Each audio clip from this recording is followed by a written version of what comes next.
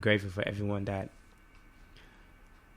you know, love the food and appreciate it. Yeah. And now I'm able to connect the story between the Senegalian, my ancestors I left from Senegalian to New Orleans. There's a huge connection between the two cultures, and the food have so much similarities. And I think classics need to come back. And I think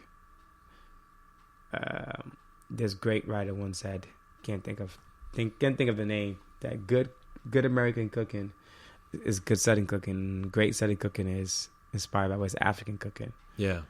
So that just stuck with me, and I realized the fact that like us West African had a lot to do with American style of cooking, especially Southern cooking, Mm-hmm.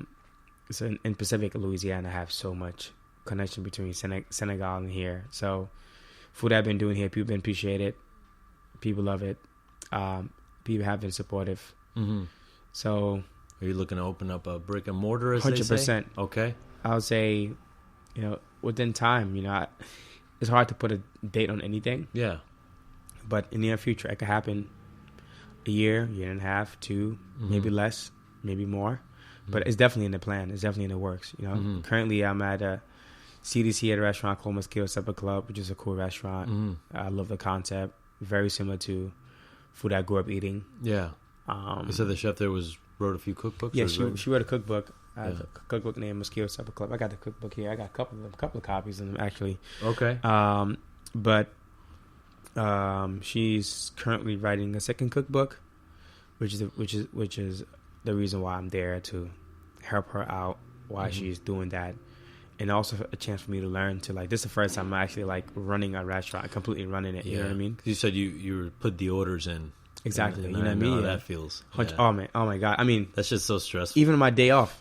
Yeah. It's funny because you would think a smaller restaurant would be easier. No. But I think it's harder because you do more jobs. 100%. I mean, if you look at all these bigger restaurants that, when I was even at Commanders, we had one person, a chef that their job is to do nothing but just orders. That's their responsibility.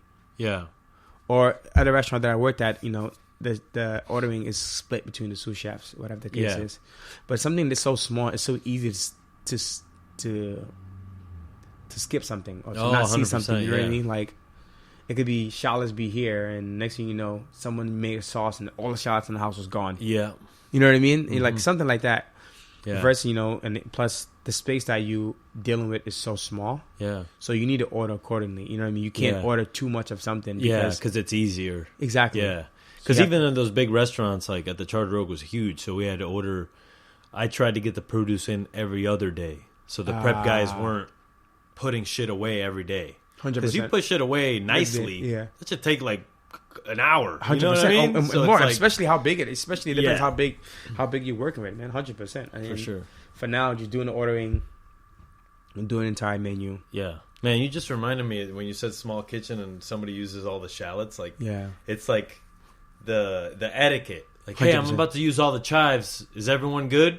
Yeah, exactly. And that, I mean, that is not happening. You could just be. I could be breaking down fish. Somebody say, "Hey, chef, we just ran out of something." You know what I mean?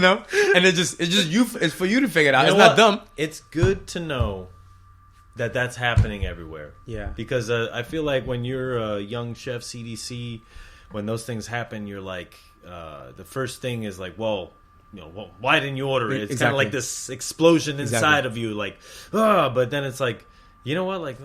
Okay, cool, we'll figure it out. 100%. Yeah. 100%. Instead of getting upset about it.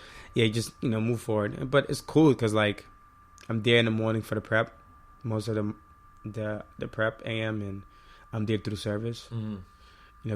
Coming up with some, dessert item. Mm-hmm. If it's a bigger restaurant, you have a pastry chef. We do have a person that's technically a pastry chef. Yeah. But that, I help out within also the pastry or coming up with new dishes, the bar menu, because we do a la carte addition to Supper Club. Right. So trying to make the bar very fun and change it often, so no one in the kitchen get bored. And plus, it's a small team. Yeah. I mean, you got at night, me and 2 other cooks. Mm-hmm. We could easily be doing 50, 60 covers. Mm-hmm. Versus, you know what I mean? And we doing tasting menu in addition to, like, you know, people at the bar, people at sitting down, you know. Yeah. So it could be easy, it could be tough, it could be, you know, it could be good nights and bad nights, you know. That's life. I mean, such is life. Yeah. But yeah, man, that's my story, man. Fuck yeah, dude. I'm sticking with it, man. Yeah, stick with it, baby. I can't wait to come back and try your restaurant. 100%. Man, this has been an amazing fucking experience.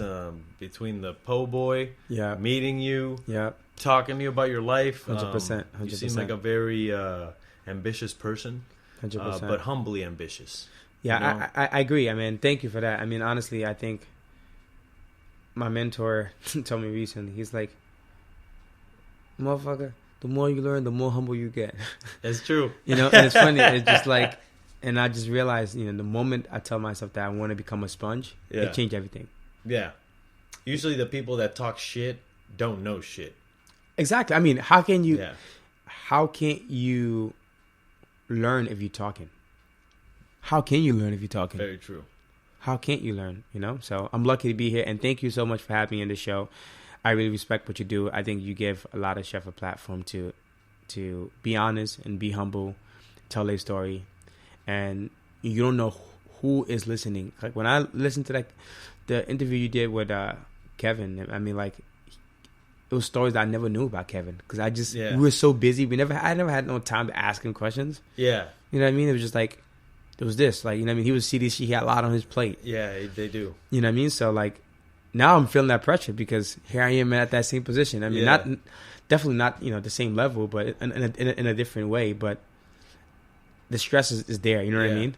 So it's cool with the fact that, like, you know, chefs like come to this platform and tell their story, and you don't know who it could inspired, and it's beautiful, man. So continue doing this, and I support this, and I hope this, you know, seated beyond your expectation, man, my brother. Thank you so much, man. Of course, man. How can we get into a Dakar Nola? You could just, you know, follow us in Dakar Nola, check it out. But for us, we only doing pop-up once a month. Honestly, it's been selling out every month, so I'm blessed that people are supporting. Yeah. But if you planning around coming to New Orleans, check it out, man.